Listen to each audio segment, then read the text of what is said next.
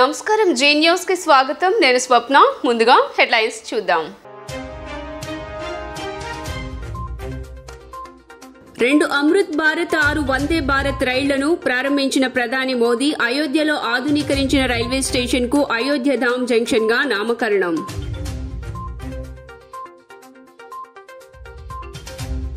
గతేడాది కంటే కమిషనరేట్ పరిధిలో నేరాలు తగ్గాయని పేర్కొన్న సిపి క్రాంతి రాణా టాటా అసాంఘిక శక్తులపై ఉక్కుపాదం మోపడంతో పాటు నగర బహిష్కరణ చేస్తామని వెల్లడి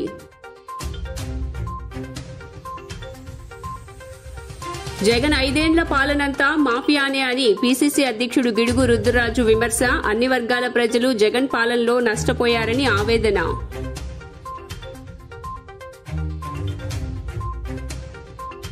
పలు అభివృద్ది కార్యక్రమాలు ప్రారంభోత్సవాలు శంకుస్థాపనల్లో పాల్గొన్న ఎమ్మెల్యే మల్లాది విష్ణు అభివృద్ది సంక్షేమం ప్రభుత్వానికి 2 కళ్లు అని స్పష్టం ఇక డీటెయిల్స్ చూస్తే ఉత్తరప్రదేశ్లోని ఆధ్యాత్మిక నగరం అయోధ్య పర్యటనలో ఉన్న ప్రధానమంత్రి నరేంద్ర మోదీ శనివారం 2 అమృత్ భారత్ రైళ్లు 6 వందే భారత్ రైళ్లను ప్రారంభించారు కొత్త రైళ్లను ప్రధాని మోదీ జెండా ఊపి ప్రారంభించారు అయోధ్యలో ఆధునీకరించిన రైల్వే స్టేషన్ కు అయోధ్య ధామ్ జంక్షన్ గా నామకరణం చేశారు శ్రీరాముడి స్ఫూర్తిని ప్రతిబింబిస్తూ పలు కట్టడాలను సుందరంగా నిర్మించారు శిఖరం విల్లుబాణం వంటివి శ్రీరాముడిని గుర్తుకు తెస్తున్నాయి 4 ఎత్తైన గోపురాలతో 11,000 చదరపు మీటర్ల విస్తీర్ణంలో ఈ స్టేషన్ విస్తరించి ఉంది ఈ స్టేషన్ను రైల్వే శాఖ అనుబంధ సంస్థ అయిన rail India technical economic service limited అభివృద్ధి చేసింది 2 అమృత్ భారత్ రైళ్లలో ఒకటి ఢిల్లీలోని ఆనంద్ విహార్ టెర్మినల్ నుంచి అయోధ్య మీదుగా బీహార్లోని దర్భంగా వరకు ప్రయాణించనుండగా రెండో పశ్చిమ బెంగాల్లోని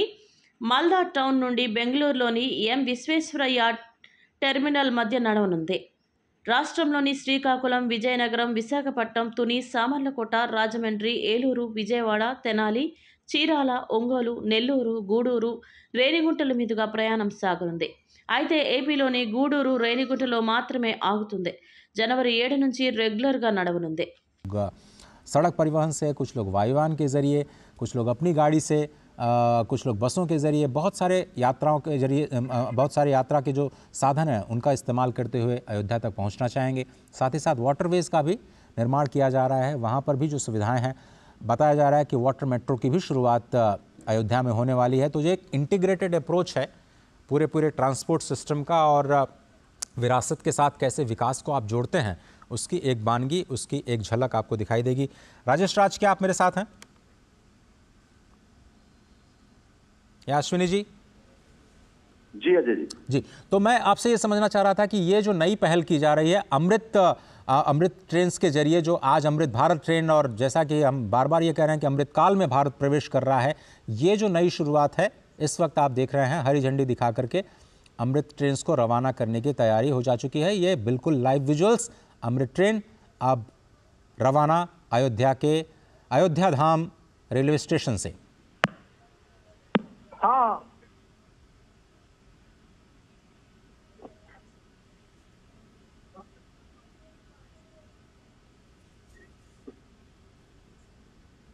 करतल ध्वनियों के बीच मेक इन इंडिया पूरी तरह से भारत में बनी हुई ये देखिए 6 वंदे भारत ट्रेन्स और 2 अमृत भारत ट्रेन्स 8 ट्रेन्स का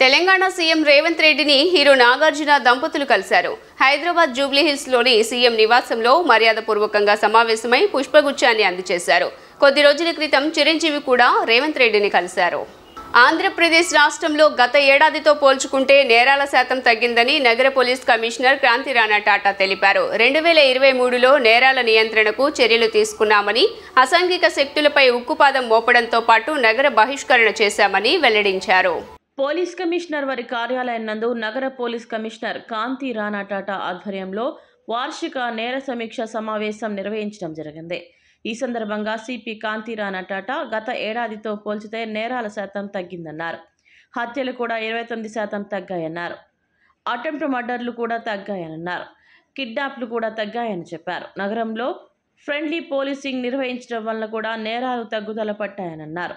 రౌడీ షీటర్ మర్డర్ కావడం కానీ రౌడీ షీటర్లు మర్డర్లు చేయలేదన్నారు. అసాంఘిక శక్తులపై ఉక్కుపాదం మోపడంతో పాటు నగర బహిష్కరణ చేశామన్నారు. రాత్రి వేళలో పెట్రోలింగ్ పెంచడం వలన నేరాలు తగ్గాయని, రోడ్డు ప్రమాదాలు కూడా తగ్గుదల పట్టాయన్నారు. మహిళలపై నేరాలు కూడా తగ్గాయని, ఫోక్సో కేసులు 3% తగ్గాయని చెప్పారు. ఈ సంవత్సరం అంటే 2023లో ఇది యాన్యువల్ ప్రెస్ మీట్. దీనికి సంబంధించి డేటా ఈ రకంగా ఉంది. ఎన్టీఆర్ సిటీ కమిషనరేట్లో first total number of reported cases, మళ్ళీ మీకు ఇది హార్డ్ కాపీ ఇస్తాను, అది మీద హార్డ్ కాపీ మీకు అందరికి వాట్సాప్లో పెడతాను. Total number of reported cases ఈ సంవత్సరం 12,380 అయినాయి. ఇది లాస్ట్ ఇయర్ 15,329 అయినాయి. అంటే లాస్ట్ ఇయర్తో పోల్చుకుంటే ఆల్మోస్ట్ ఒక 20% ఈ సంవత్సరం ఈ total number of reported crimes తగ్గింది. ఇదే విధంగా 2021లో 17,174 అయినాయి. అంటే లాస్ట్ 3 ఇయర్స్గా మనకి ఏదైతే క్రైమ్ రిపోర్ట్ అవుతుందో అది తగ్గుతూ వచ్చింది అక్రాస్ వేరియస్ హెడ్స్. అదొకటి. రెండోది యూఐ కేసెస్. యూఐ కేసెస్ అంటే మన పోలీస్ స్టేషన్లో విచారణలో ఉన్న కేసెస్. అవి లాస్ట్ ఇయర్ అంటే డిసెంబర్ 31కి 6,559 ఉంటాయి. ఈ సంవత్సరం అవి 5,523, అంటే ఒక 16% తగ్గినాయండి. ఇది 2023లో విజయవాడ నగరపాలక సంస్థ ఆధ్వర్యంలో ఎన్నో అభివృద్ధి కార్యక్రమాలు జరిగాయని మేయర్ రాయన భాగ్యలక్ష్మి తెలిపారు. నగర పరిశుభ్రతకు పెద్దపీట వేశామని, స్వచ్ఛ సర్వేక్షణలో అత్యున్నత స్థానంలో విజయవాడను నిలపడమే ధ్యేయమన్నారు. విజయవాడ నగరపాలక సంస్థ కౌన్సిల్ హాల్లో mayor Rayana Bhagyalakshmi, commissioner Swapnil Dinakar Phunkar, deputy మేయర్లు మీడియా సమావేశం నిర్వహించారు. ఈ సందర్భంగా మేయర్, కమిషనర్ మాట్లాడుతూ చెత్తరహిత నగరంగా విజయవాడను తీర్చిదిద్దడం జరుగుతుందన్నారు. కెనాల్స్ క్లీనింగ్ను ప్రతిష్టాత్మకంగా చేపట్టామని, ప్రత్యేక సిబ్బందిని కేటాయించామన్నారు. కృష్ణలంక వరద ప్రభావితమైన 157 కుటుంబాలను జగనన్న హౌసింగ్ కాలనీలో పునరావాసం కల్పించామన్నారు. పార్కుల అభివృద్ధి, నగర సుందరీకరణతో పాటు అందమైన వాల్ పెయింటింగ్స్ వేయించామన్నారు. పింక్ టాయిలెట్ వంటి ప్రతిష్టాత్మక ప్రాజెక్ట్ ప్రారంభించామని, ప్లాస్టిక్ వినియోగాన్ని పూర్తిగా నిషేధించామన్నారు. రోడ్ల నిర్మాణం మరియు స్మార్ట్ వాటర్ డ్రైన్ పనులు వేగంగా పూర్తి చేస్తున్నట్లు తెలిపారు. 1,00,000 మంచినీటి కనెక్షన్లు ఇచ్చామని చెప్పారు. నగరంలో ట్రాఫిక్ సమస్యను పరిష్కరించుకునేందుకు పోలీస్ శాఖతో కలిసి ప్రణాళికలు రూపొందిస్తున్నామన్నారు. 2023 సంవత్సరం మొత్తం మీద మన నగరపాలక సంస్థ ద్వారా జరిగిన అభివృద్ధి కార్యక్రమాలు ఈరోజు మనం ప్రెస్ మీట్ అన్నది electronic media and print media మిత్రులందరినీ ఇక్కడికి రమ్మడం జరిగింది. గౌరవ మన మున్సిపల్ కమిషనర్ గారు స్వప్నిల్ దినకర్ గారు, అలాగే డిప్యూటీ మేయర్స్ మన అవుతు శ్రీశైలి రెడ్డి గారు, బెల్లం దుర్గా గారు ఈరోజు విజయవాడ నగరపాలక సంస్థ ద్వారా 2023లో జరిగిన అభివృద్ధి కార్యక్రమాల గురించి ప్రెస్ మీట్ అన్నది మనం పెట్టుకోవడం జరిగింది.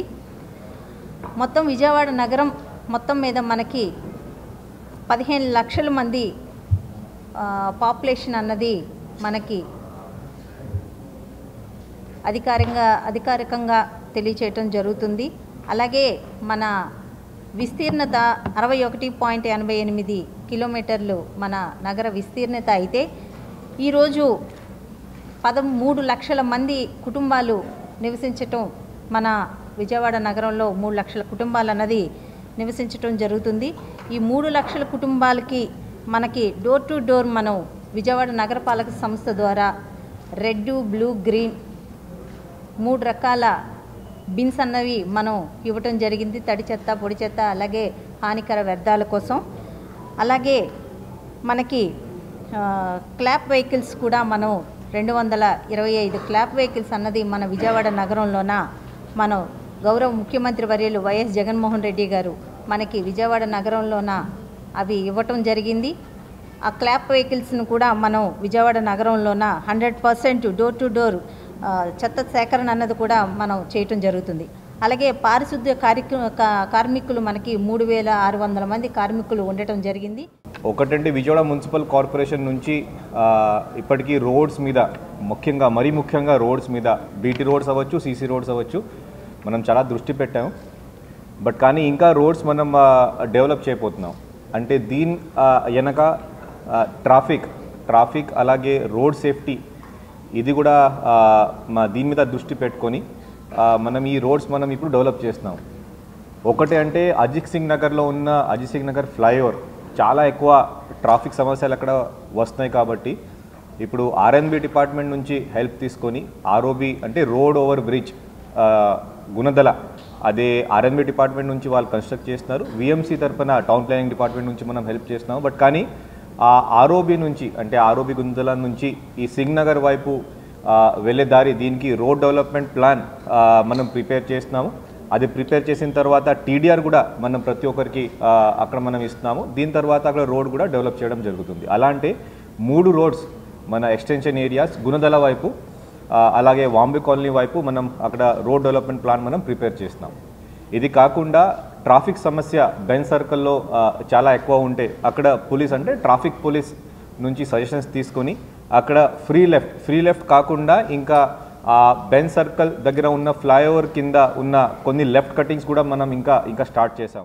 జగన్ 5 ఏళ్ల పాలనంతా మాఫియానే అని పిసిసి అధ్యక్షుడు గిడుగు రుద్రరాజు విమర్శించారు. ప్రజాస్వామ్య స్ఫూర్తికి విరుద్ధంగా ఏకపక్ష నిర్ణయాలతో వ్యవస్థలను దిగజార్చారని ఆయన ఆవేదన వ్యక్తం చేశారు. జగన్ ప్రభుత్వం వల్ల ఎస్సీ, ఎస్టీ, బీసీ, మైనారిటీ, బడుగులకు ఎటువంటి లాభం లేదని ఆయన స్పష్టం చేశారు.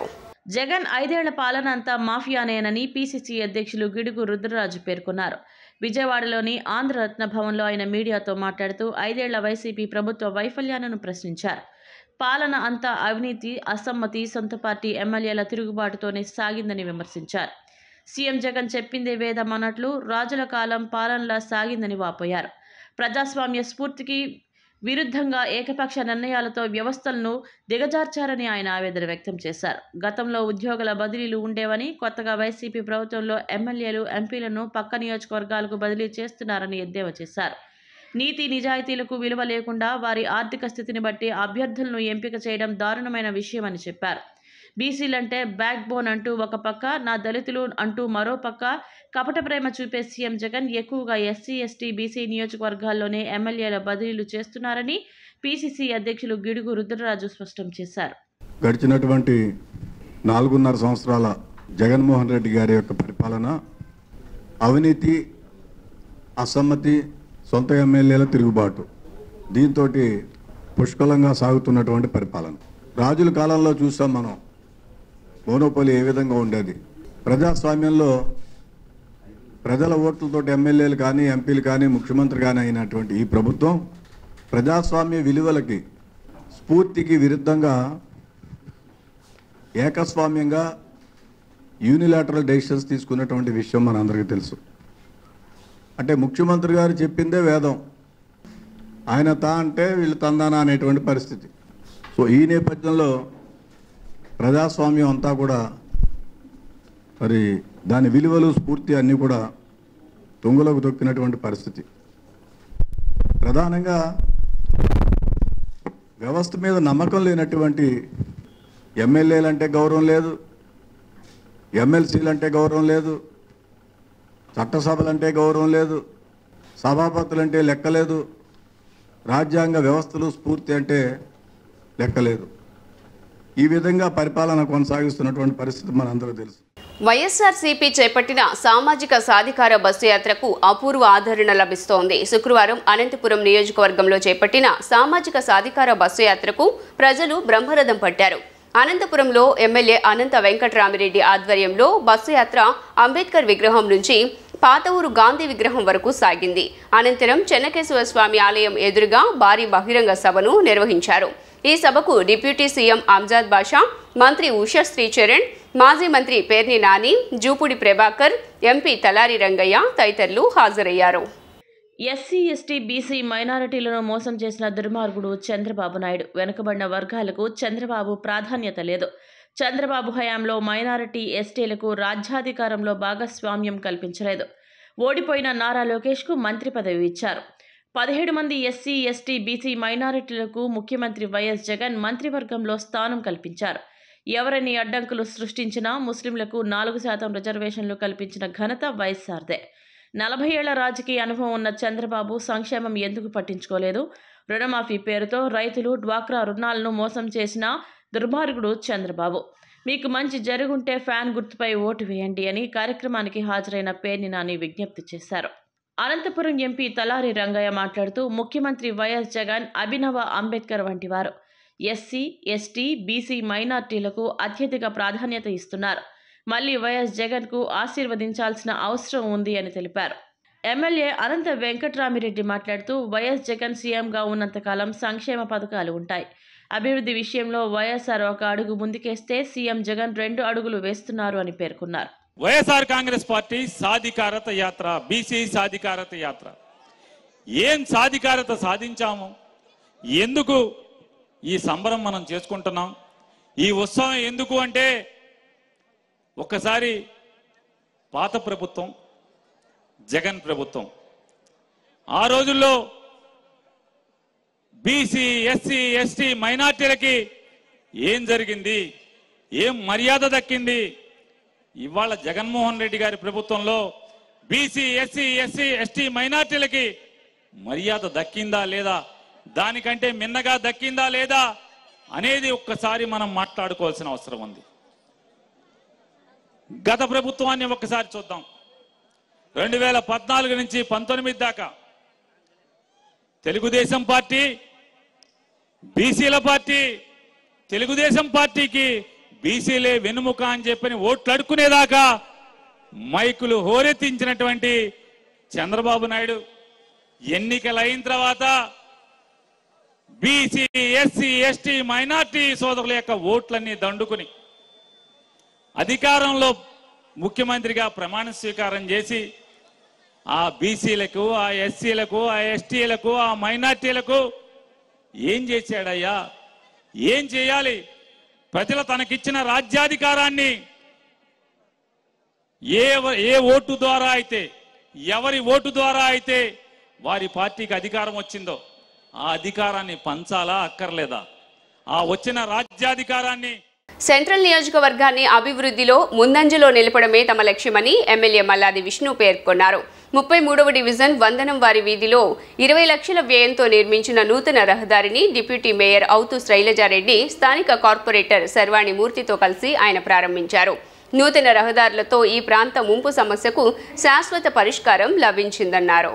సంక్షేమం, అభివృద్ధి ప్రభుత్వానికి 2 కళ్ళు లాంటివని ముఖ్యమంత్రి వైఎస్ జగన్మోహన్ రెడ్డి ఆ దిశగా రాష్ట్రాన్ని అభివృద్ధి పదంలో పరుగులు పెట్టిస్తున్నారని ప్లానింగ్ బోర్డు ఉపాధ్యక్షులు సెంట్రల్ ఎమ్మెల్యే మల్లాది విష్ణు అన్నారు.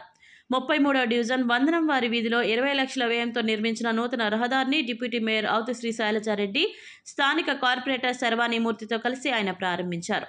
తొలుత మాజీ ప్రధాని పివి నరసింహారావు విగ్రహానికి పూలమాలలు వేసి ఘన నివాళులర్పించారు. అనంతరం నాడు నేడు ప్రదర్శన ద్వారా కాలనీలో జరిగిన ప్రగతిని స్థానికులకు వివరించారు. చంద్రబాబు హయాంలో డివిజన్ పూర్తిగా కలతప్పిందని, వైఎస్ జగన్మోహన్ రెడ్డి ముఖ్యమంత్రి అయిన డివిజన్లో 9.05 కోట్ల మేర అభివృద్ధి పనులు చేపట్టినట్లు మల్లాది విష్ణు వెల్లడించారు. ముఖ్యంగా గడప గడపకు మన ప్రభుత్వంలో గుర్తించిన పనులను యుద్ధ ప్రాతిపదికన పూర్తి చేస్తున్నట్లు పేర్కొన్నారు. నూతన రహదారులతో ఈ ప్రాంత ముంపు సమస్యకు శాశ్వత పరిష్కారం లభించిందన్నారు. టీడీపీ ప్రభుత్వంలో ఈ ప్రాంత ప్రజలు ఇబ్బందులు పడకుండా యూజీడీకి సంబంధించి ఒక సంపు నిర్మించాలనే కనీస ఆలోచన చేయలేకపోయినందుకు గత పాలకులు సిగ్గుపడాలని మల్లాది విష్ణు విమర్శించారు. ఈ ప్రభుత్వంలో 2.50 కోట్ల నిధులతో యూజీడీ సంపు నిర్మాణం చేపట్టగా మరో 15 రోజుల్లో ప్రారంభించుకునేలా పనులు వేగవంతం చేసినట్లు తెలిపారు. పరిపాలనలో సీఎం వైఎస్ జగన్మోహన్ రెడ్డి ప్రభుత్వానికి మరెవరూ సాటిరారని, సెంట్రల్ నియోజకవర్గాన్ని అభివృద్ధిలో ముందంజలో నిలపడమే తమ లక్ష్యమని స్పష్టం చేశారు. అనేక సంవత్సరాలుగా ఈ నియోజకవర్గంలో కానీ ఈ డివిజన్లో కానీ ఎక్కడా కూడా రోడ్ల గురించి తెలుగుదేశం ప్రభుత్వం ఆలోచించి చేసింది లేదు. గత పాలకుల నిర్లక్ష్యం పూర్తిగా కొట్టొచ్చినట్టు కనపడతాం.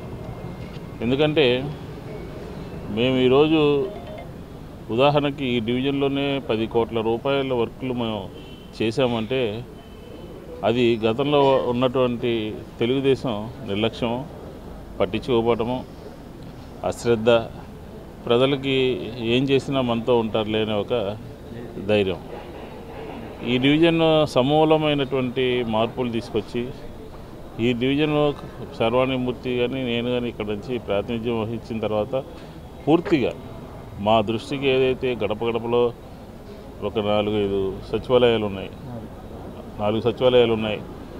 ఆ 4 సచివాలయాల్లో 80 లక్షల రూపాయలు పెట్టి నిధులు వినియోగించాం. బ్రహ్మాండమైనటువంటి పార్కుల్ని అభివృద్ధి చేసాం ఈ 4.5 సంవత్సరాల్లో.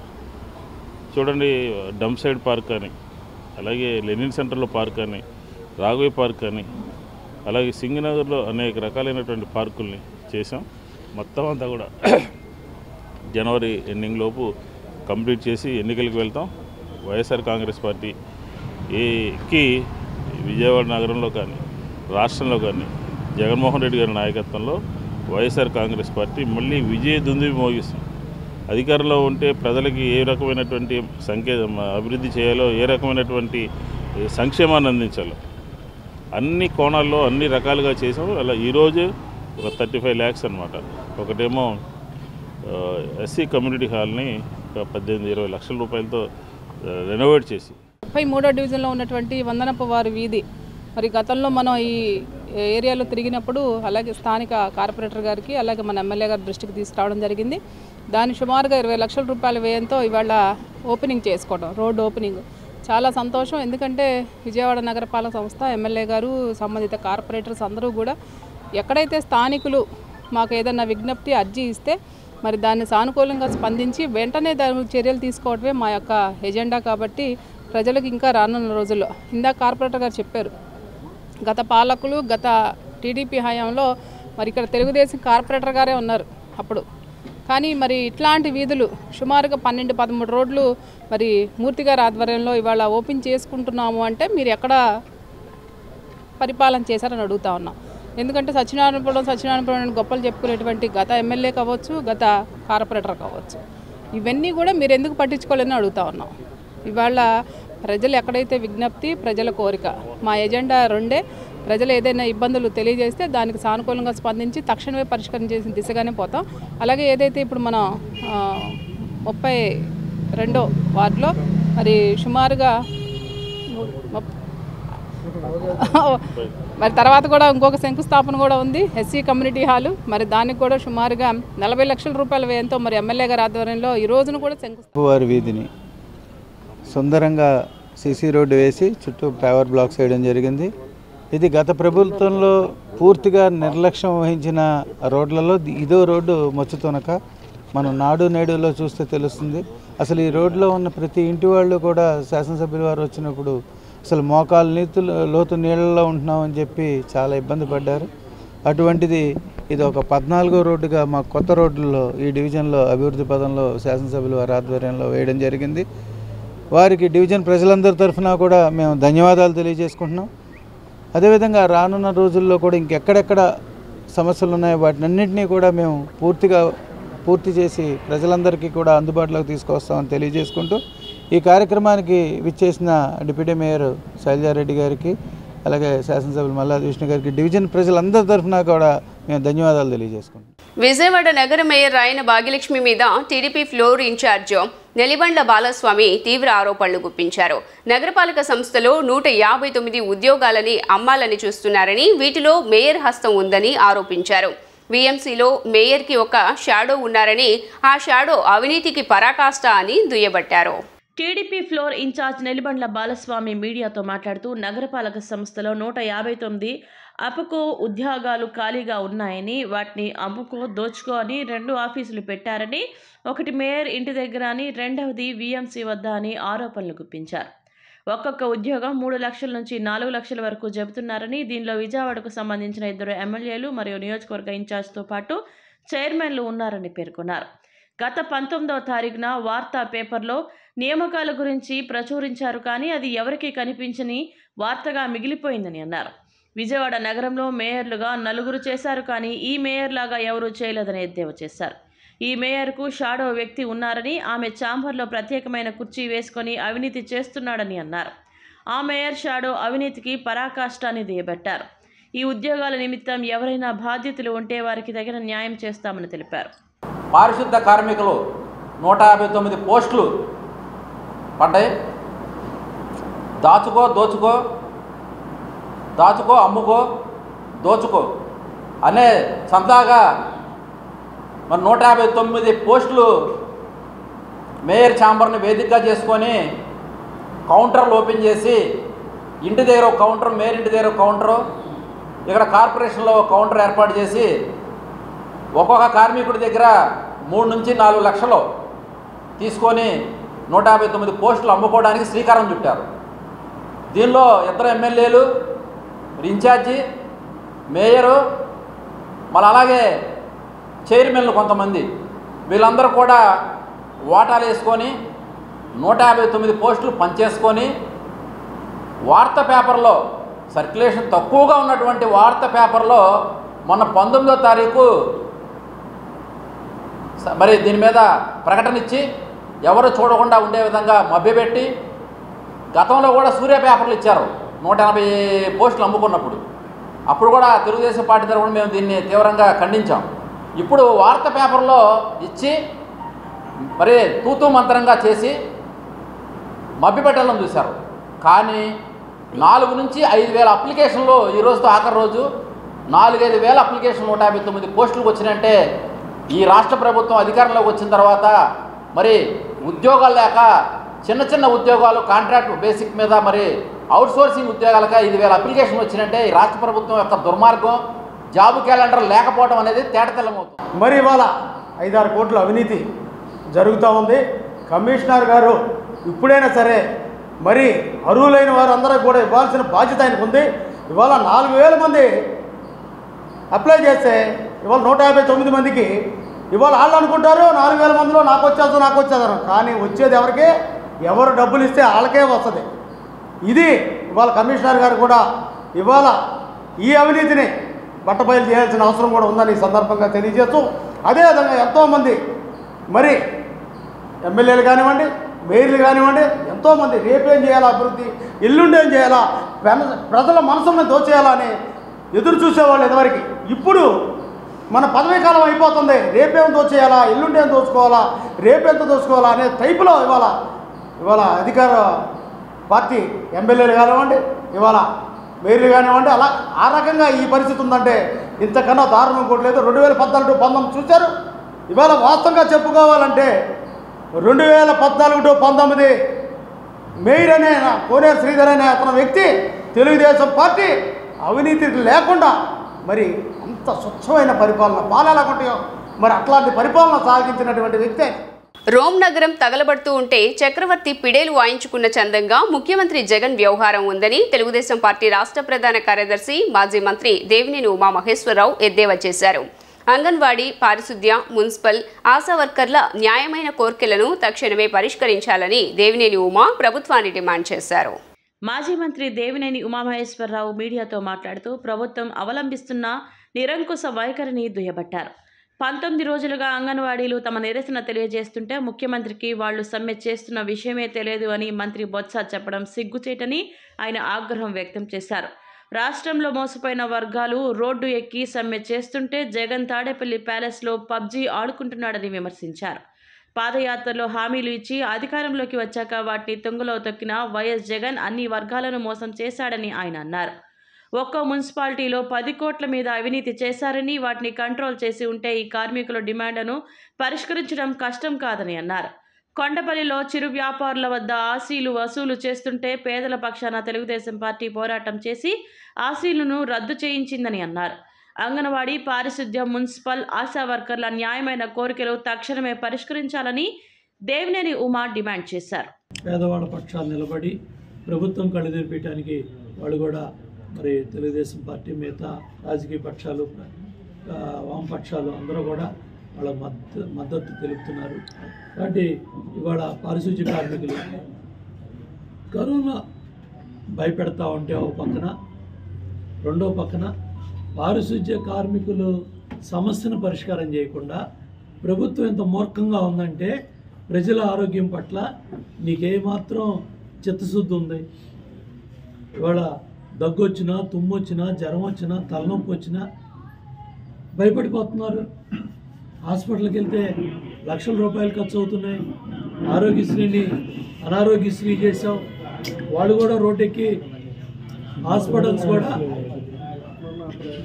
హాస్పిటల్స్ కూడా మేము ఆరోగ్యశ్రీని అమలు చేయలేమంటున్నారు. సర్వశిక్ష అభియాన్ వాళ్ళు రోడ్డు ఎక్కారు. నీ వాలంటీర్స్ నీ వాలంటీర్ సైన్యం నోటీస్ ఇచ్చి కొన్ని జిల్లాల్లో వాళ్ళు కూడా రోడ్డు ఎక్కారు. జీతాలు పెంచాలని ఆందోళన చేస్తున్న అంగన్వాడీల సమ్మె శనివారం నాటికి 17వ రోజుకు చేరుకుంది.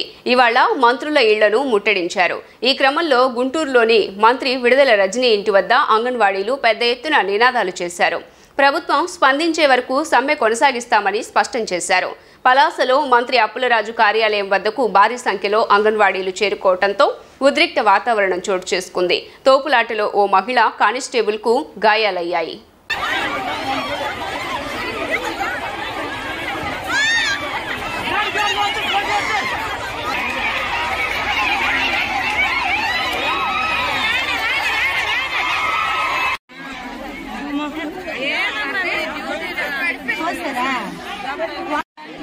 కూడా చాలా నాశనకంగా ఉంది. చాలా లక్షల బడ్జెట్ అంటే సంక్షేమ అభివృద్ధి కార్యక్రమాలలో వైఎస్ఆర్ కాంగ్రెస్ ప్రభుత్వం పోటీ పడే రాజకీయ పార్టీ దేశంలోనే మరొకటి లేదని ఎమ్మెల్యే మల్లాది విష్ణు పునరుద్ఘాటించారు. 32వ డివిజన్ అయోధ్యనగర్లో 17 లక్షల వ్యయంతో ఎస్సీ కమ్యూనిటీ హాల్ అభివృద్ధి పనులకు ఆయన శంకుస్థాపన చేశారు. జనవరి నెలాఖరుకల్లా నియోజకవర్గంలో పెండింగ్ పనులన్నింటినీ 100% పూర్తి చేసేలా కృతనిశ్చయంతో పనిచేస్తున్నట్లు స్పష్టం చేశారు. ముఖ్యమంత్రి వైఎస్ జగన్మోహన్ రెడ్డితోనే అభివృద్ధి సాధ్యమని అయోధ్య నగర్ ప్రాంతం ఇందుకు చక్కని ఉదాహరణ అని ప్లానింగ్ బోర్డు ఉపాధ్యక్షులు సెంట్రల్ ఎమ్మెల్యే మల్లాది విష్ణు అన్నారు. 32వ డివిజన్ అయోధ్య నగర్లో 17 లక్షల వ్యయంతో ఎస్సీ కమ్యూనిటీ హాల్ అభివృద్ధి పనులకు నగర డిప్యూటీ మేయర్ అవుతు శ్రీ శైలజర్టి, కోఆప్షన్ సభ్యురాలు గుండె సుభాషిని, వైసీపీ డివిజన్ ఇన్ఛార్జ్ గుండె సుందర్పాల్తో కలిసి ఆయన భూమి పూజ నిర్వహించారు.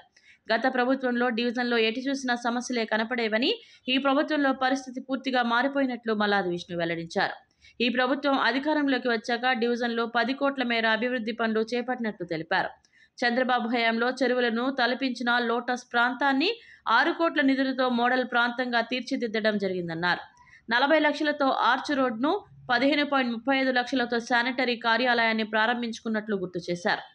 1.5 కోట్ల వ్యయంతో నిర్మించుకున్న Ayodhya Nagar urban health centre ఈ ప్రాంత ప్రజలకు మెరుగైన వైద్య సేవలను అందిస్తున్నట్లు చెప్పారు. జనవరి నెలాఖరుకల్లా నియోజకవర్గంలో పెండింగ్ పనులన్నింటినీ 100% పూర్తి చేసేలా కృత నిశ్చయంతో పనిచేస్తున్నట్లు స్పష్టం చేశారు.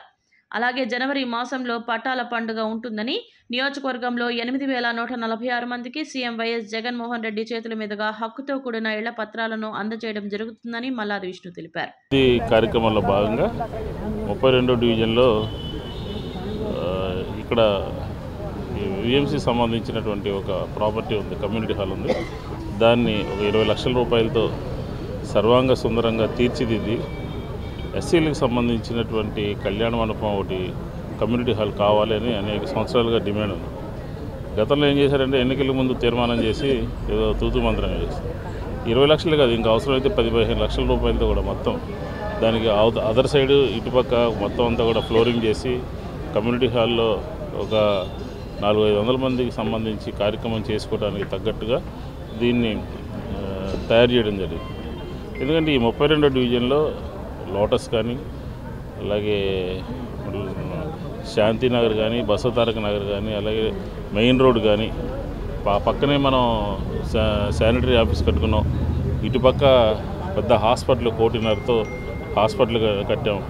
అలాగే ఈరోజు ఒక కమ్యూనిటీ ఎస్సీ కమ్యూనిటీకి సంబంధించినటువంటి హాల్ ఒకటి నిర్మాణం చేపట్టి అందరికీ అందుబాటులో తీసుకొస్తున్నాం.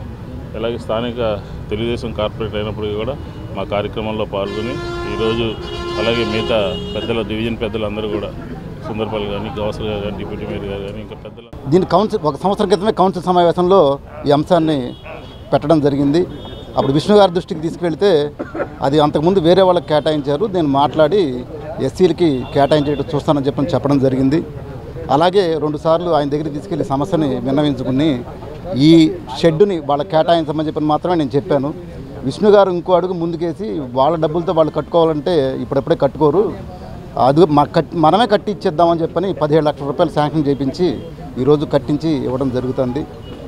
ఎస్సీ ఎస్టీ కమ్యూనిటీ హాల్ మన డివిజన్లో రావడానికి, అది పెద్ద సైట్లో రావడానికి నేను ఎంతో గర్వపడుతున్నాను. ఇది నా హయాంలో జరిగినందుకు నేను ఎంతగానో గౌరవిస్తున్నాను. 32వ డివిజన్ పరిధిలో ఈ రోజున ఎస్సీ కమ్యూనిటీ హాల్కి పూజా కార్యక్రమం జరిగింది. ఈ రోజున 17 లక్షలతో ఎప్పటి నుంచో ఎస్సీలు అనుకున్న విధంగా మండపం లేదు, ఇందులో నివసించేదంతా పేదవారు కాబట్టి ఎక్కువ మంది ఎక్కువ రోడ్ల మీద ఫంక్షన్లు చేసుకుంటున్నారనే ఉద్దేశంతో ఎమ్మెల్యే గారి దృష్టికి తీసుకెళ్తే ఎమ్మెల్యే గారు ఈ రోజున పెద్ద మనసుతో ఈ రోజుని తక్కువ ఖర్చుతో ఎస్సీలందరూ రోడ్ల మీద చేసుకోకుండా వాళ్ళు వివాహాలు కానీ ఏదైనా చిన్న ఫంక్షన్లు కానీ ఈ మండపంలో చేసుకునేది కార్పొరేషన్ వారికి తెలియజేసి ఈ రోజుని భూమి పూజ చేసేయడం జరిగింది. 17 లక్షలు శాంక్షన్ చేసి ఇది ఓపెనింగ్ కూడా అతి త్వరలోనే కంప్లీట్ చేయమని చెప్పేసి చెప్పడం జరిగింది. 2024లోనూ జగన్ మరోసారి ముఖ్యమంత్రి కావటం తథ్యమంటూ వైఎస్ఆర్సీపీ తూర్పు నియోజకవర్గ ఇన్ఛార్జ్ దేవినేని అవినాష్ ధీమా వ్యక్తం చేశారు.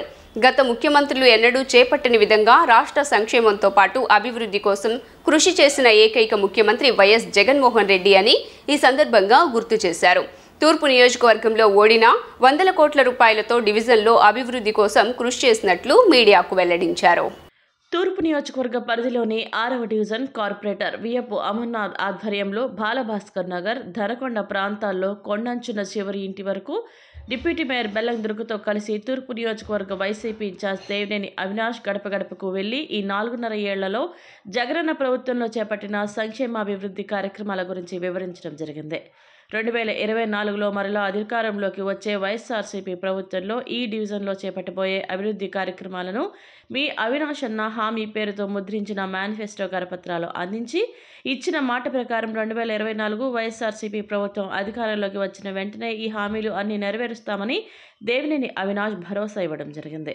ఈ పర్యటనలో రాష్ట్ర తూర్పు కాపు కార్పొరేషన్ సంతోషం, ఎందుకంటే గతంలో గడప గడప మన ప్రభుత్వ కార్యక్రమంలో వచ్చినప్పుడు ఏ సమస్యలు అయితే ప్రజానీకం చెప్పారో, రోడ్లు కానివ్వండి, మెట్లు కానివ్వండి, డ్రైనేజ్ వాటర్ పైప్ లైన్ కానివ్వండి, దాదాపుగా 95% ఆ రోజు నుంచి ఈ రోజు దాకా ఏ సమస్యలు అయితే చెప్పారో వాటిని 90% మేము అందరం గారు పరిష్కరించడం జరిగింది.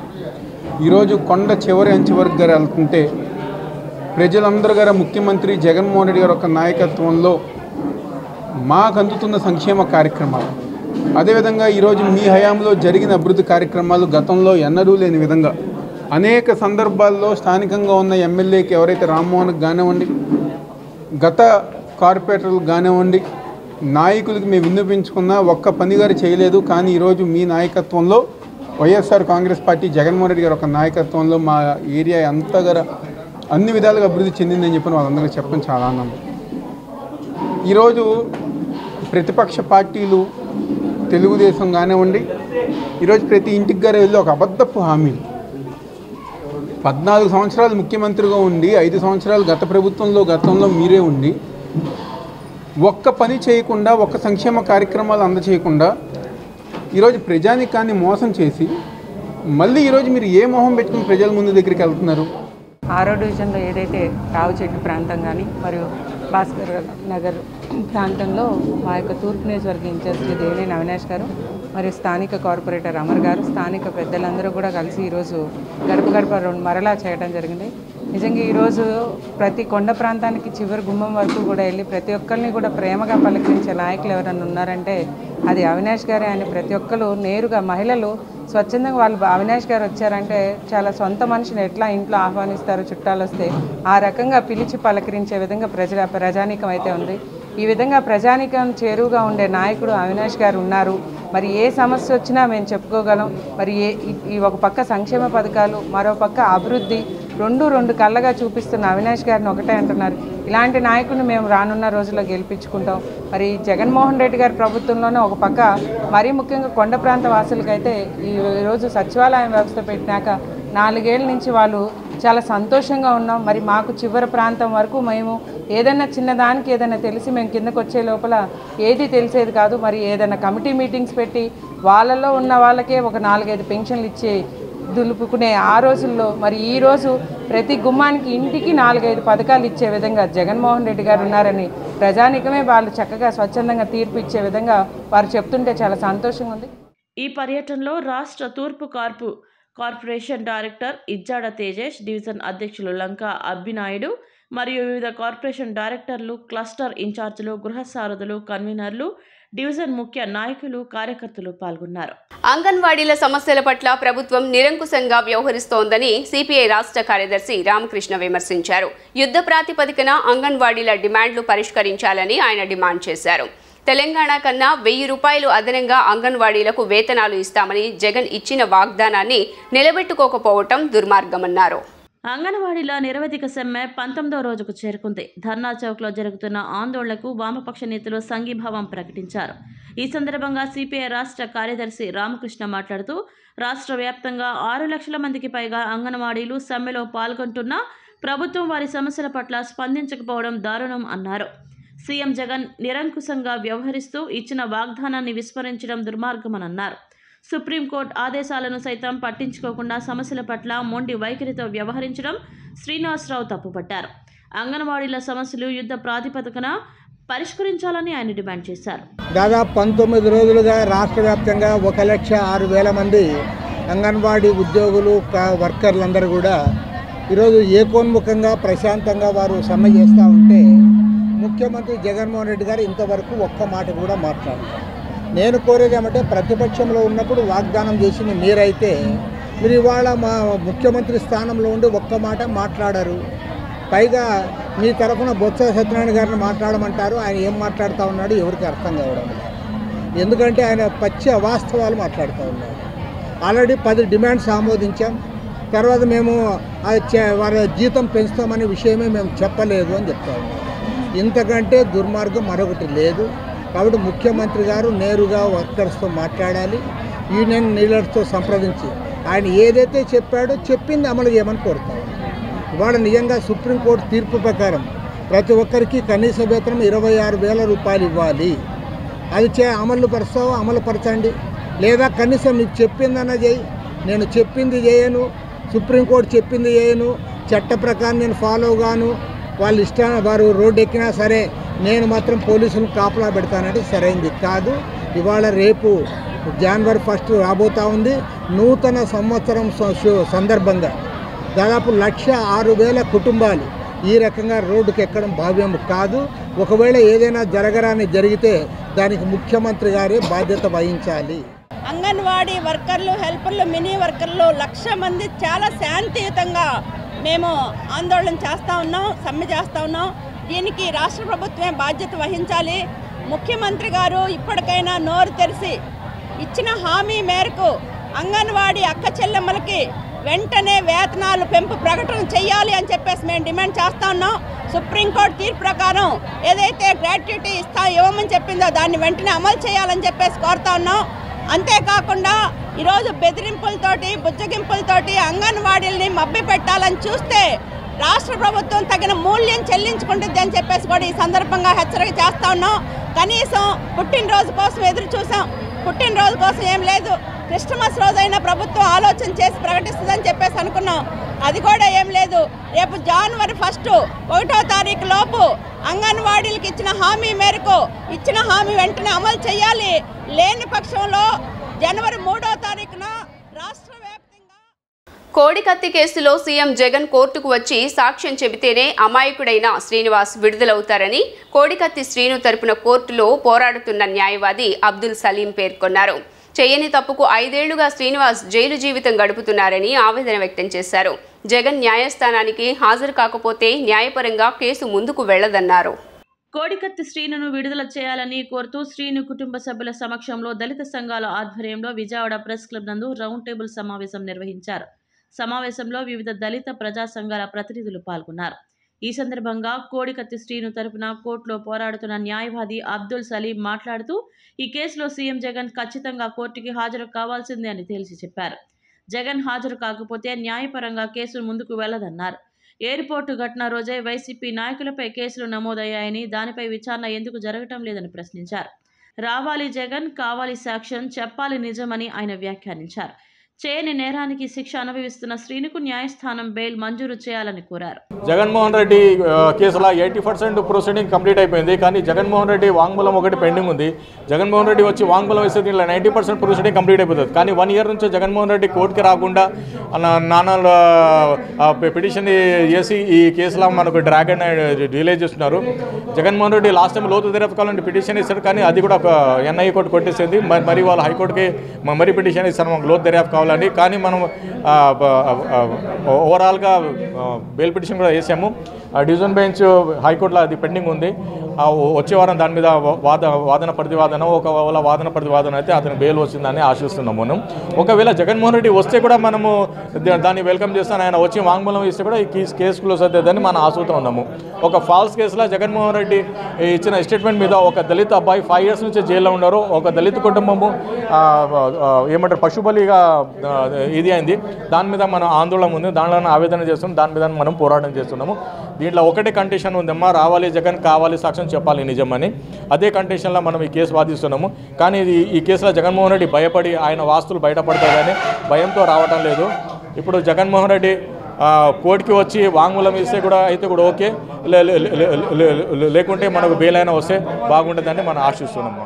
విజయవాడ కరెన్సీ నగర్లో ఉన్న ప్రైవేట్ స్కూల్లో ఓ ఉపాధ్యాయుడి నిర్వాకం బయటపడింది. 9వ తరగతి చదువుతున్న విద్యార్థి హోంవర్క్ రాయలేదనే నెపంతో విద్యార్థినిని చితకబాదాడు. అంతతో ఆగకుండా కాలుతో విద్యార్థిని తన్నడంతో కాలు విరిగిందని విద్యార్థి తల్లిదండ్రులు ఆందోళన వ్యక్తం చేస్తున్నారు. ఉపాధ్యాయుని కఠినంగా శిక్షించాలని కోరుతూ పాఠశాల ఎదుట విద్యార్థి తల్లిదండ్రులు ఆందోళనకు దిగారు.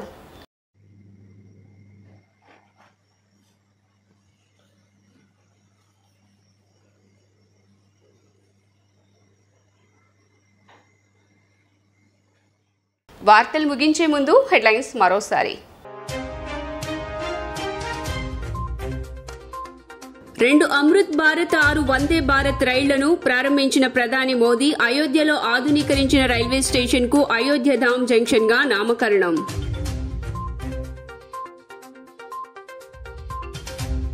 గతేడాది కంటే కమిషనరేట్ పరిధిలో నేరాలు తగ్గాయని పేర్కొన్న సిపి క్రాంతిరాణా టాటా అసాంఘిక శక్తులపై ఉక్కుపాదం మోపడంతో పాటు నగర బహిష్కరణ చేస్తామని వెల్లడి.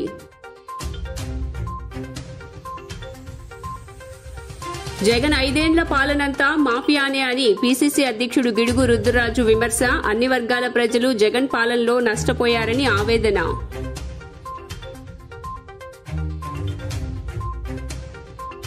పలు అభివృద్ధి కార్యక్రమాలు, ప్రారంభోత్సవాలు, శంకుస్థాపనల్లో పాల్గొన్న ఎమ్మెల్యే మల్లాది విష్ణు. అభివృద్ధి, సంక్షేమం ప్రభుత్వానికి 2 కళ్లు అని స్పష్టం. జీ న్యూస్ ఇంతటితో సమాప్తం. తిరిగి వార్తల్లో మళ్ళీ కలుద్దాం. అంతవరకు సెలవు. నమస్కారం.